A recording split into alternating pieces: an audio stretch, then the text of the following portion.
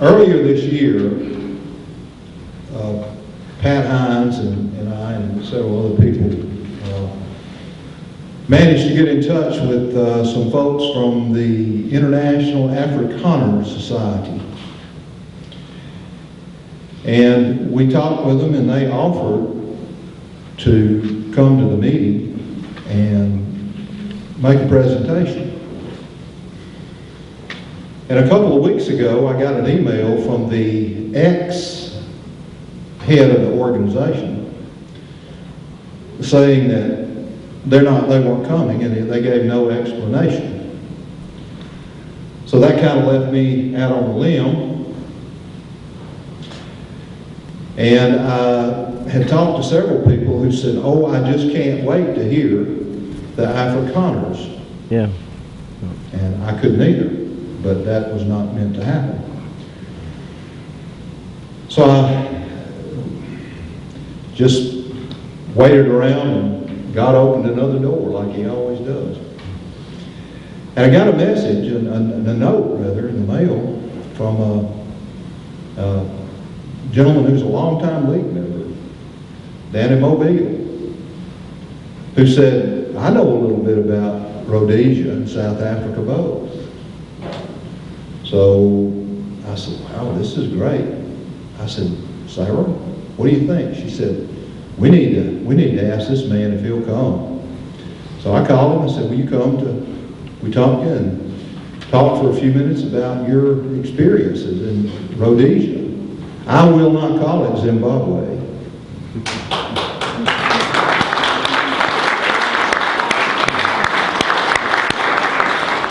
And South Africa. Those two places have a special place in my heart.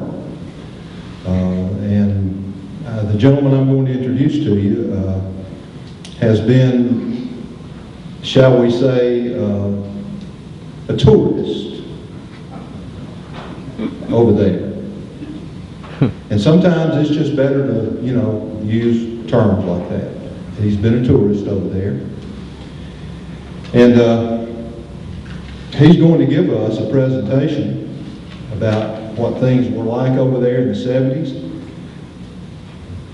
what things are like over there today, and the prospects of Zimbabwe and South Africa coming to these shores, if you know what I mean. But before I get him up here, I will say that I was just informed today that the International Afrikaner Society has booted their former head, who turned down our request, and gotten another head who is wanting to reestablish contact with us.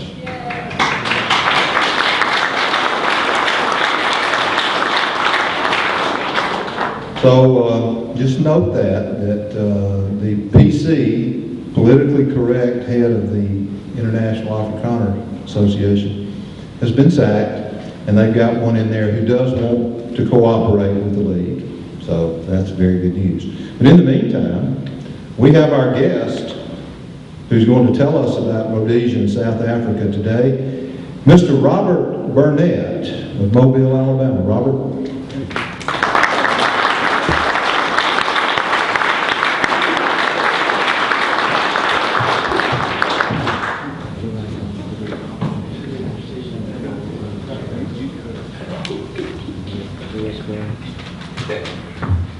Hello everyone, my name is Bob Burnett and I'm from Spanish Fort, Alabama. And Dr. Hill has given me 15 minutes to explain the history of Africa. He did say rot's a ruck. I've been in that part of the world. In younger days, I tend to ramble too much, and one of the places I ended up with is in the African continent. And I want to tell you the story of a brave nation, a nation that really was British. They used to say it was more British than Britain. It was Rhodesia. Rhodesia was settled quite a long time ago by a grant from Queen Victoria. And there are probably 2 white tribes in Africa. I suppose the English would be one, and the other is the Afrikaner, who is probably a descendant of Dutch in some cases, and oddly enough, French Huguenots. They separated from the other Afrikaners and formed an area in southern Africa called the Par, or the Purr. I found these 2 tribes to be very interesting, but that's not to say that they really like each other all that much. And the reason for that is rather history. Back when Winston Churchill was around, they had a thing called the Boer War. And the good English discovered something really marvelous in Africa. It's called gold and diamonds and all those wonderful things and mineral wealth beyond anyone's expectation. The Afrikaner had come there a little earlier, and he was a very religious person, extremely so. And he quotes the Bible, and I think Playboy magazine was unlawful in South Africa until 1965 or something close to that.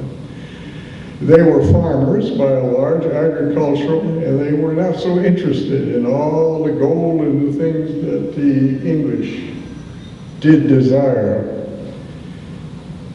I think it's too bad, but they had the Boer War, which they fought each other over basically who rules here. That's always the issue, don't you know? And in the process, the English were really rough with the Afrikaner.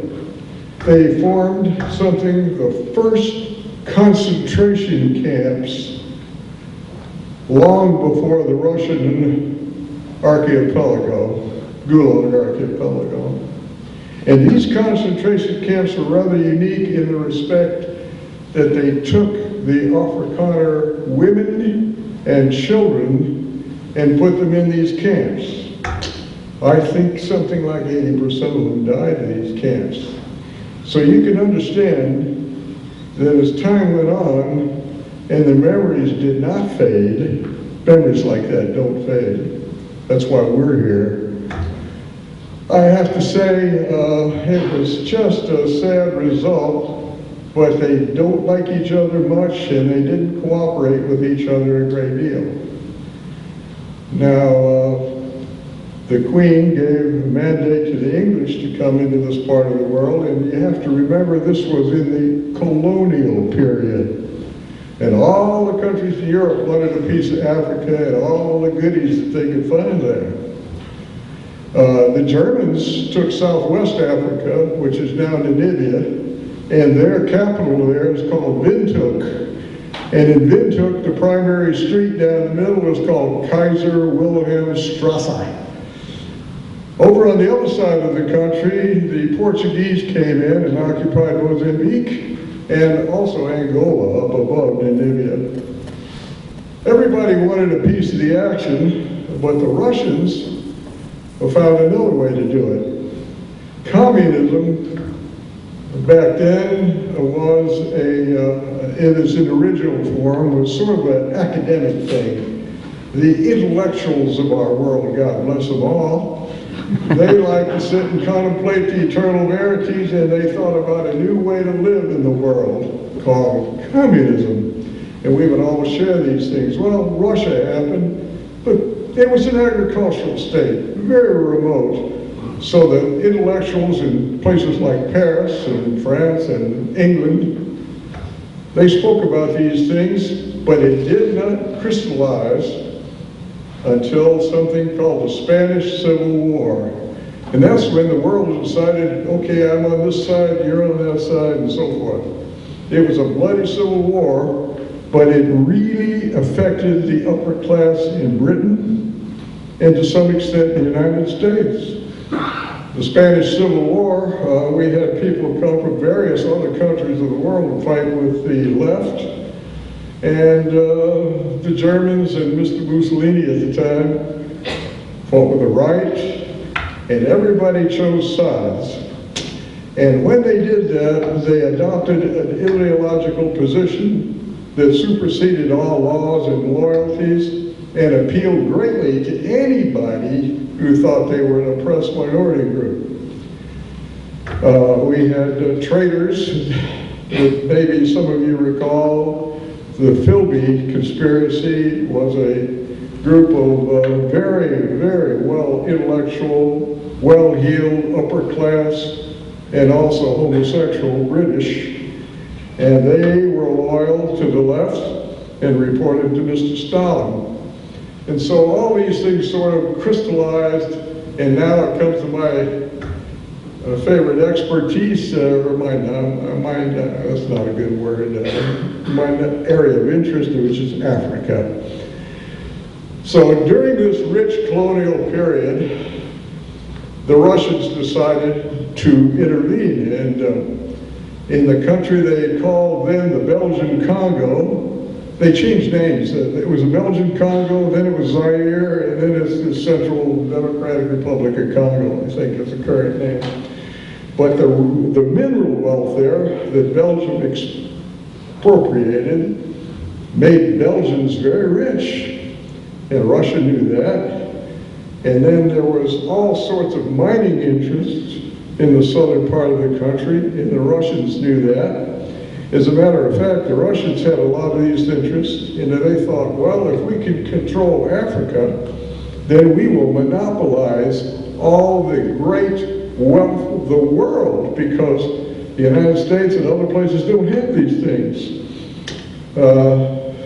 Rhodesia, for example, produced a very high quality chrome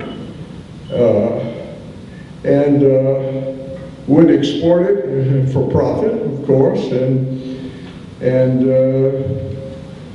at that time the sanctions, our American government, the United Nations, and our President Jimmy Carter and Andrew Young thought sanctions, we've got to stop these people from living a peaceful life in Rhodesia. Now there's a very interesting thing about this is that the difference of opinion about how you should live. The Afrikaner was very religious and looked at the Bible and was very literal. And what he did, he said, well, the Bible describes the blacks as hewers of wood and drawers of water. And that was an important aspect. And they also talked about the flood and the 3 young men left over from the flood. And I'm not sure I'm biblical enough to explain this to. The good preacher can speak to it. But they thought it was an article of faith, and so they created laws that set aside racial parameters for things. The complete contrast to that was Rhodesia. Rhodesia thought that long-term economic development would finally merge these societies. That is to say, the blacks who lived in these worlds, the tribal blacks, and there's so many of them. And that would eventually create a society where everyone could live, the Rhodesian white and the black. Our government under Mr. Carter and the Labour government of England said, no, we don't want to do anything that would aggravate the black electorate in the United States and in Britain. We don't want to do anything, so we will only look to the Organization of African Unity. Misnamed, I think, misnamed. They call it the Patriotic Front. So they took some of the people starting in the Congo, and they took a fellow named Patrice Lumumba, and they established a university in Moscow. Good place for training of the blacks, and also they established terrorist training areas in Libya, Botswana, and some other of those sort of places. And then they decided to move north. Now, For people before the colonial period, when they say, you look at deep, dark Africa, they were literally correct. Because in northern Africa, there's a history of great civilizations, mostly of Arab extraction. There were Saladin and people like that. They were greatly well known. But if you look at a map and you see sub-Sahara Africa, I mean to tell you, it was totally undeveloped and in poor condition. The tribes of Africa, and there are many of them, dislike each other. They continually fought each other. And they're all Zulus were the big ones in southern Africa, and they scared everybody to death. Their idea in Africa of savage, inhuman treatment is so much misunderstood because it's so brutal, it's hard for anybody here to understand that thinking.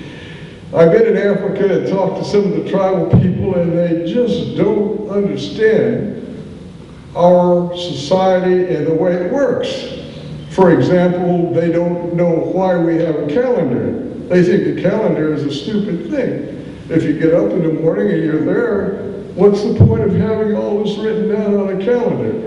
And a watch and time, they have no conception about time. If he's going to go somewhere, a tribal African will wrap his blanket around him and start walking. He may get there in a year or a month. He doesn't calculate it that way. And so you ask them, well, why do you do things this way? And they say, well, we've done this way with our fathers, our grandfathers for 1,000 years. So consider what those poor white settlers did when they went into Rhodesia. They were trying to merge their society with something that is literally a Stone Age society. When I was there, the big tribes, which are very, very important there, in the bottom part of Rhodesia were called Matabele, which is an offshoot of Zulu, and the upper part of the country was Mashona or 2 or 3 other less important tribal groups. But they didn't like each other. They never have. So, to run over it quickly, along came the English settlers into that part of the world and tried to slowly merge their societies, not along racial lines in Rhodesia. Rhodesia always had open voting and no discriminatory laws of any kind. But that didn't make any difference to the communists. The communists were seeking power in Africa. So they trained these terrorists, and they came down from the north, and they tried to enter Rhodesia. Rhodesia had a superb military. Rhodesia Light Infantry, they had a version of the British SAS, meaning that's a special air service in Britain, which became in Rhodesia the Salute Scouts. These guys didn't do like our government. When terrorists came across the border, the Salute Scouts went out and hit them where they lived. Didn't make any difference.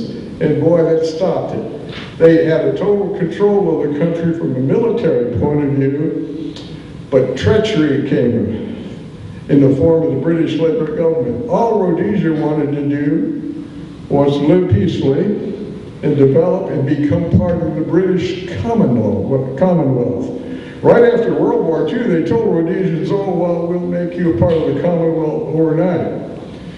By the way, the president of Rhodesia served in World War II as a fighter pilot, Ian Smith. He flew a Spitfire. He was shot down over Italy. He served the British Empire and was considered a good citizen. So you can understand these Brits could not understand why their government in London wanted to throw them under the bus. But the government in London was scared to death. They didn't want to do anything with these people because if they did that, there would be black retribution everywhere. And of course, at that time, they had an ally in the United States, President Carter and his UN emissary, Mr. Young, and they said, no, we're going to put sanctions on this part of the people. We can't have them running around thinking that they're free. And so Rhodesia was under siege from all sides. Now, here's the ultimate irony in my view. South Africa is right below them. And if they were in South Africa, you'd think they would look up above them and say, wait, Rhodesia's a line of defense against the incursions by the communists. They had a funny guy in South Africa called Worcester, and he got a silly idea in his mind. He thought, look, if I can go up and talk to the communists and tell them that we're going to throw Rhodesia under the bus and let them go, they will accept us and accept apartheid. And you'd think to yourself, you mean to think you're going to go to the communists and present a deal where you would accept apartheid? Well, they thought so, or this Worcester did. Now, keep in mind, the majority of the people of South Africa did not feel that way. This was one department of government. I think all of us probably know right now, different parts of government seem to act on their own, for their own interests and their own volition. That's probably true of our IRS. And that's the way it was there. And they quietly tried to cut deals with the communists. And of course, the communists said, oh yeah, we'll accept apartheid. We'll accept that as long as you scuttle Rhodesia. So the South African government started reducing the amount of arms. This is a country, by the way, it's not on the water. And they did other subtle things. And at this time, the government in London continually promised, look, if you do this, well, we'll make you a Commonwealth partner. And then you start looking at it, and suddenly Britain started letting other states in Africa, they let Malawi go, made it independent, and of course it was extremely radical, part of the Patriotic Front. The area of Zambia was a headquarters for the terrorists. And by the way, what a funny thing from my point of view is that every one of these countries, whether they're communist or fascist or military coup or whatever they were, the first thing they all did was get foreign bank accounts in Switzerland, and they put lots of money in them, and the people themselves in these poor countries didn't get it. They just didn't get it. So how bad can it get? Well, it got pretty bad. One day when I was in Rhodesia, after it became Zimbabwe, I went down the tubes because of all this political pressure and terrorism. I was sitting at an intersection and I saw a big convoy go by, full of military people.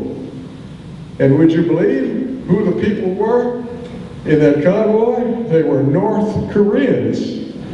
Excuse me, I'm a Korean veteran. Back of my hair went fuzzy, and I thought, oh, I don't like this. Those North Koreans went down in the southern part of Rhodesia and wiped out a tribe of Matabele, they call them. 30,000 people were killed. Did you ever hear about that in our press? I don't think so. But at any rate, they had all these weird people in there. By the way, a little irony, if there's any humor at all in this terrible situation, they had a grove of heroes right below Salisbury, Rhodesia. And after it went Zimbabwe, and after this guy, this lunatic, took over the country, on the Grove of Heroes, they decided to have a statue of all the people that were terrorists. So the irony of it was the statues were made in China and Korea. By the way, China was involved in all this as well. And when they put the statues in the Grove of Heroes, they were all Oriental. None of them were Bantu Negro at all. So my friends in Rhodesia, the few white that were left, they used to call it the Grove of Spooks and Gooks. But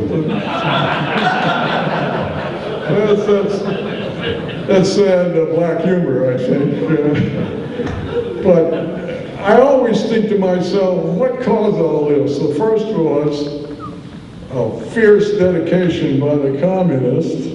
But the other thing I think, and I heard it spoken tonight by our good reverend, the preacher, and our attorney, The word that I think is poison to them and to us is appeasement. Appeasement. Every time that something came down that was horrible, they tried to figure a way out by cutting a deal, giving them something, and so it went. And the Brits at home, and they were very clever, they're great. The British are great diplomats. You may recall we had a little trouble with them a long time ago. They are clever at double speak, and they go back on their word. They did it so many times that it constituted a betrayal of the people who once called themselves more British than the British. By the way, Rhodesia had a lot of American vets from Vietnam there. Of course, that's just a rumor. I'm a tourist, so I wouldn't know, but that's what I heard. A little chit-chat in the various pubs and things. And one of the Americans said the greatest trouble with Rhodesia is that too many of the officers are gentlemen British gentlemen. Some of our soldiers were not quite so gentlemen, and apparently were quite successful. But that's a mild criticism. They really defended themselves well. Rhodesian light infantry was absolutely superb. And the SAS was known everywhere for going after the bad guys and hurting the bad people and so forth. And this time of Africa, it's just absolutely a pity. And when Rhodesia finally failed, then it started to fail in South Africa. I still contact people there. People who are now friends of mine in South Africa tell me the educational system has collapsed, just collapsed. The crime of some interest of rape had the highest statistical rate for that crime in the world is today South Africa. And the people I used to know in South Africa that were conscious and careful with their environment, that would be the Afrikaners, kind of strict guys. They were kind of little German sometimes. They took care of the country. Now all the good things you see in the country are just disaster. And if you drive a car in South Africa and you hadn't been hijacked, you just haven't driven the car very much. Crime there is terrible, and what has happened is the criminals in these states, all sub-Saharan Africa, and so on, some really bad people, have started coming south because their life is so miserable under these dictatorships and military things and communist things. They're all totalitarian, and the distinction between them is academic. They're starting to come south now, and that is starting to happen big time in South Africa.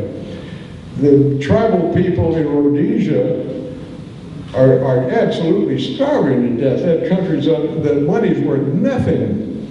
And so they're coming down into Boksburg and the areas of South Africa, and they are a criminal problem now in South Africa.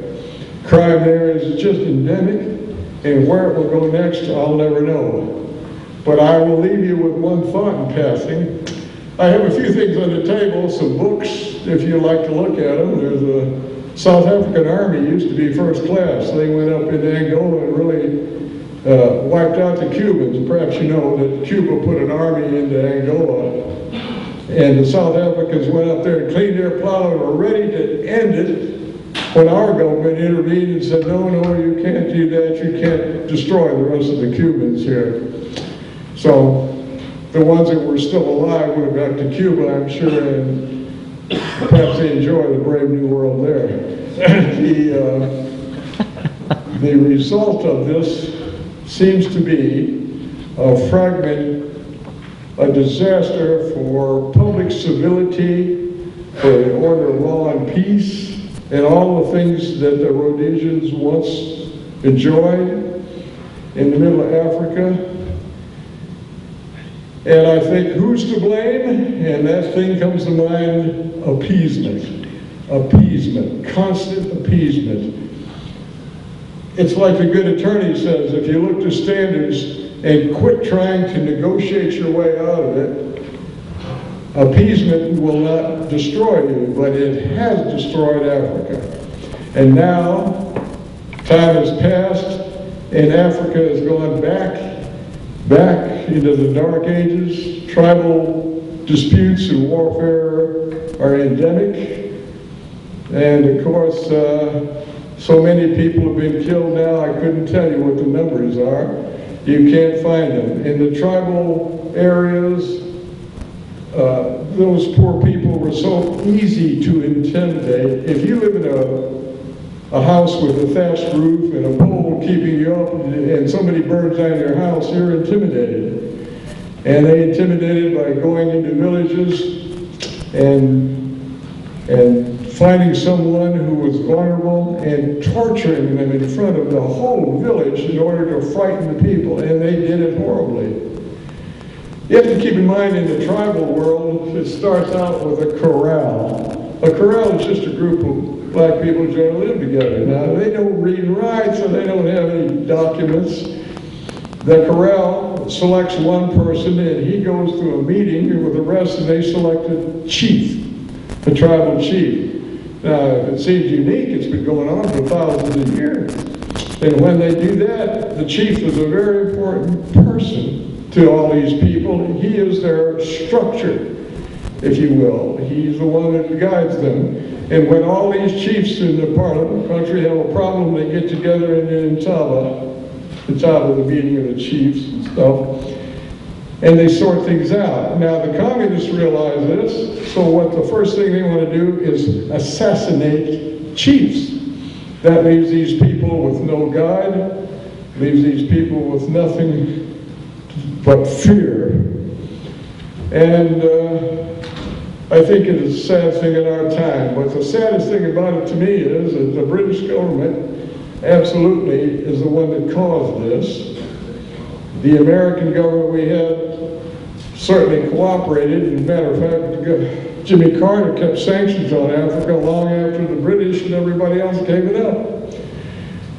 So we have a brave new world, but I'll leave you with one thought. If there's poison out there, if there's anything that troubles you, appeasement will not help you. God save the South.